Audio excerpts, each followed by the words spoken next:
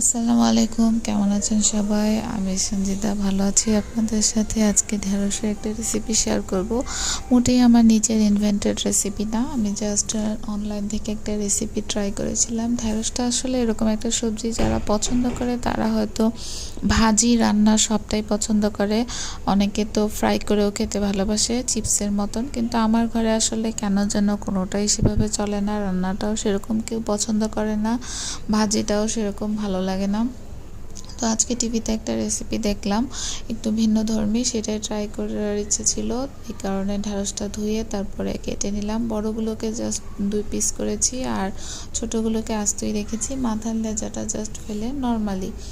এরপরে আজকে কাতল মাছ রান্না করব, সেটাও ভেজে নিলাম। ঢেঁড়সটাকে হালকা হলুদ আর লবণ দিয়ে অল্প একটু ভেজে নিলাম, হালকা হালকা ভাজা ভাজা করে। তারপর একটা কড়াইতে পেঁয়াজ, মরিচের গুঁড়া, হলুদের গুঁড়া, লবণ আর অল্প একটু মাছের টুকরো নিয়েছিলাম আমি, এটা দিয়ে ভেজে হালকা হালকা একটু পানি দিয়ে কষিয়ে তারপরে ঢেঁড়সটা দিয়ে দেবো। যেহেতু আমি ঢেঁড়সটা আগেই লবণ আর হলুদ দিয়ে হালকা ভেজে নিয়েছি, তাই আর পরে সেরকম একটা পানি দেব না, অল্প একটু পানি দিয়ে এরকম শুকনো শুকনো করে নিলেই হবে। এই তো কথা বলতে বলতে আমার ঢেঁড়স রেডি হয়ে গেল। আর আরেক চুলায় কাতল মাছ ভুনা বসিয়েছিলাম, সেটাও হয়ে গেল।